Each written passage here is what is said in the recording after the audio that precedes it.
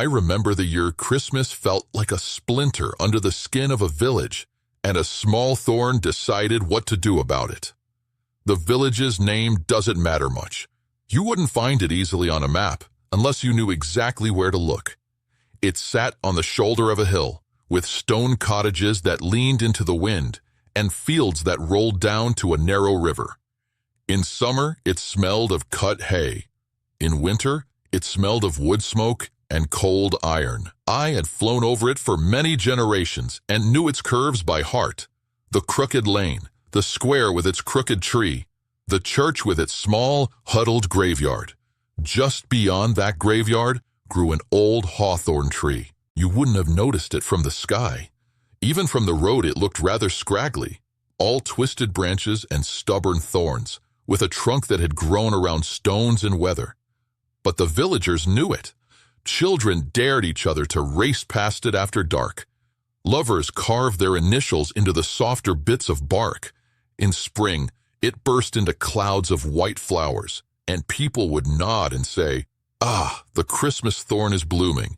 Christmas Thorn was its name, you see, because of an old story. Years and years before, during a long-ago winter, the villagers had cut branches from that hawthorn to decorate the church for Christmas. No holly grew nearby, and the evergreen trees had all been taken long ago. But the hawthorn gave them something green and bright among the candles. They said the tree had blossomed in the middle of winter that year, against all sense, simply because the celebration needed it. Whether that was strictly true or not, they had kept the name. By the year I'm remembering, the story had grown fate. Life had been hard there for several seasons in a row. Harvests were thin. A flood had taken part of the bridge. The fish in the river were fewer. People began to travel to larger towns to find work, and some did not return. Those who stayed grew tired and wary. They worry about money, about weather, about the future. Worry has a way of making people prickly with one another. I noticed it from above, arguments lasting longer than they needed to, old friends crossing the street to avoid speaking, doors shut more firmly, windows glowing but curtains drawn tight. Even small things, the way someone placed a coin a little too sharply on a shop counter, or snapped at a child for a small mistake, told me the village's heart was sore. That year, when December came, someone suggested quietly that perhaps they should skip decorating the church. "What good are garlands when the cupboards are half empty?" the baker muttered. "Candles won't fix the roof," the blacksmith added. No one argued with them. The vicar, a gentle man whose own boots were worn at the toes, looked around at the stiff faces and could not quite find the words to insist. So the box of ribbons stayed in the cupboard. The polishing cloths stayed on their shelf. The church wore its plain stone and drafts as if Christmas were any other week. But there was one person who minded this very much. Her name was Ellen. Ellen was 11 that winter, all long limbs and quick hands, with a smudge of flour often on her nose from helping in the bakery. She was not foolish. She knew about thin harvest and broken bridges. She heard the grown-ups talk in low voices when they thought she was asleep, saw her parents counting coins twice at the end of the day. She felt worry press on her small shoulders too. But when she heard that there would be no decorations in the church, something in her bristled. "What's the use of having a Christmas at all?" she asked her father that evening, "if we don't look like it?" "We'll still have a service," he said, kneading dough, his big hands working without thinking. "We'll still sing. Decorations are extra, Ellen. People are tired." "Tired of being kind?" she shot back, surprising herself. He sighed. "Tired of pretending everything is fine. That's all." She did not argue, but as she lay in her narrow bed that night, staring at the ceiling, she thought of the bare stone walls, the empty window ledges, the altar with nothing green or bright around it. She remembered stories of how the whole village had once gathered hawthorn branches and candles and made the gray church glow. "It's like we've all got thorns inside," she whispered, "and everyone is letting them stick out.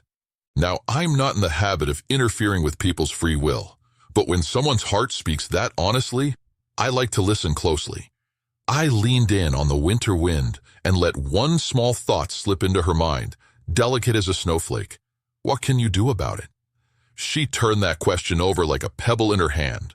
She was only 11, with no money of her own.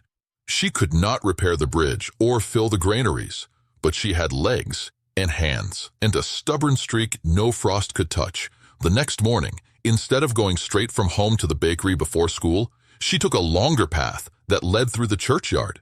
It was cold enough that her breath puffed white in front of her. The grass glittered with frost. The headstones were little caps of ice. Beyond them, the old hawthorn stood, its branches bare, thorns dark against the pale sky. "Christmas Thorn," she said under her breath. "They called you, so what are you doing this year?" She stepped closer. The tree looked quite unimpressed by the question. Its trunk was gnarled and split in places, its roots gripping the earth with a stubbornness she admired.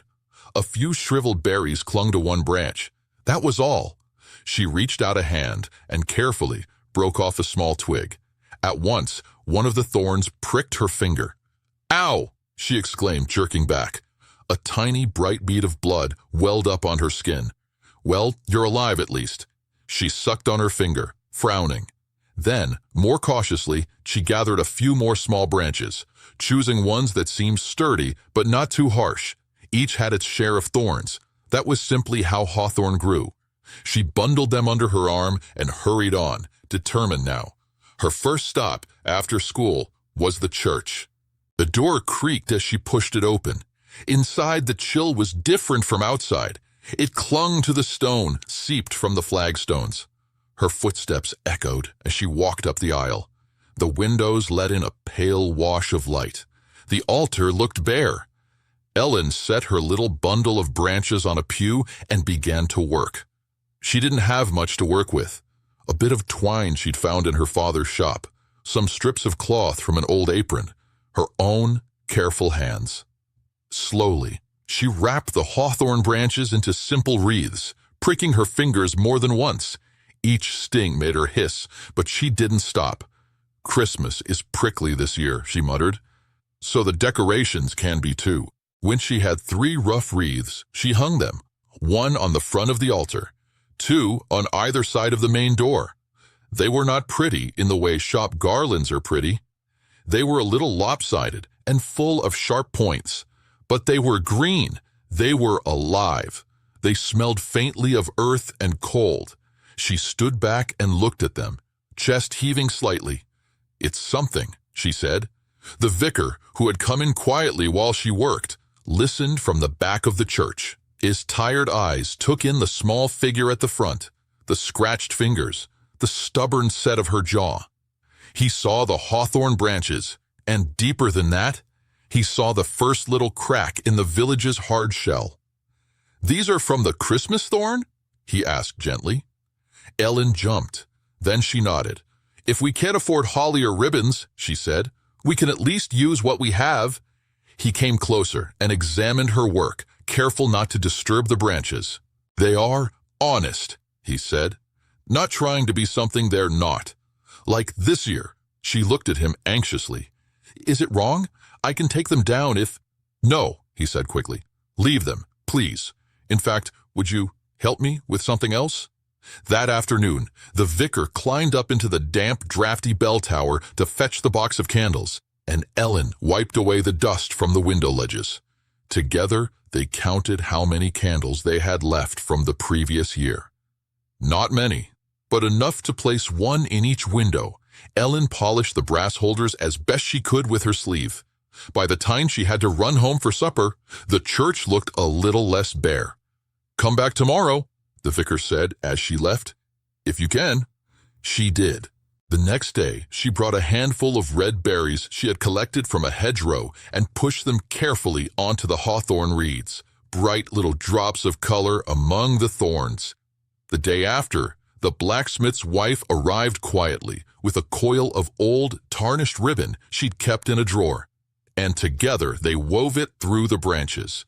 On the 3rd day, the baker, Ellen's own father, came in early and left a basket of slightly misshapen rolls at the back with a note, "For anyone who needs one." Word spread, as it always does in small places. No one announced a decoration committee. No one made speeches, but slowly people began to bring what they had. A small carved figure for the windowsill, a handful of pine cones from a tree at the edge of the wood, a white cloth mended twice and ironed flat for the altar. A boy who had been sullen for weeks showed up with a bit of ivy he had found still green under a wall. An old woman with aching knees lit one of the candles and whispered, "For my son," into the flame. The closer it drew to Christmas Eve, the more the church changed. It never became grand. The gaps in the stone remained. The drafts still slipped under the door, but there was a feeling growing inside it that had not been there the month before. A sense that, thorny and patched and poor as they were, the villagers were at least facing the night together. All the while, the Christmas thorn stood in the graveyard, its branches lighter for the bits that had been taken, its roots deep and quiet. From my flights overhead, I saw how people began to nod toward it again when they passed, as if remembering an old debt. On Christmas Eve, snow finally came. Not a blizzard, just a steady fall of soft flakes that muffled the world in a clean hush. Lanterns glowed along the lane to the church. Boots squeaked on packed snow. Breath hung white in the air. Inside, as the villagers gathered, they stopped just inside the door, surprised. The hawthorn wreaths with their stubborn thorns and bright berries hung over the entrance. The candles in the windows flickered. The little gifts, pine cones, cloth, carved figures, sat in their places. It was still a poor church, but it was no longer a bare one. Ellen stood at the back with her parents, her scratched fingers tucked inside her sleeves. She watched their faces. The baker softened, the blacksmith's brow unfurled. Mrs. Ellis from the big house dabbed at her eyes with a kerchief. The vicar stepped forward, cleared his throat, and began the service. I watched through a high window as they sang. The voices were not perfect. Some wavered, some cracked. There were tears in the room, and not all because of joy. But as the hymn rose, it wove itself around the hawthorn wreaths and the candles and the worried hearts, and pulled them, for a little while, into something whole. When the service ended and people drifted out into the snow, they seemed to walk a little differently. They noticed one another. Someone reached out to steady an older neighbor on the steps. Another pressed a roll into the hand of a man who had lost his job. Someone else slipped an arm around a friend's shoulders without a word. Ellen lingered. She went out to the graveyard and walked up to the Christmas thorn, stars glowing faintly above its dark branches. "Thank you," she said quietly, patting its rough bark, "for the branches and the prickles. They matched us this year." Her finger still bore a tiny stab where the thorn had first pierced it. She smiled at it, strangely proud. "Next year," she added, "I hope it hurts less, but even if it does, we'll decorate anyway." From the sky, I saw her there, small beside the twisted tree, and my heart warmed. I cannot smooth every hardship from the world, but I can witness courage when it appears. That winter, I left Elin a small gift among the few under her tree, a pair of sturdy, soft gloves, lined with wool, with leather on the palms. On the inside of one cuff, in thread as fine as a hair, were stitched 3 small hawthorn leaves and a single thorn. For years afterward, long after she had grown taller and stronger, she wore those gloves every December when she went with others to gather branches from the Christmas thorn. Not because the thorns no longer hurt, but because she had learned that being willing to be scratched a little, for the sake of beauty and togetherness, was part of her calling. So if this Christmas finds you feeling prickly, worn, worried, tempted to stay inside your own shell and let the season pass without your touch, remember Ellen and the Christmas thorn.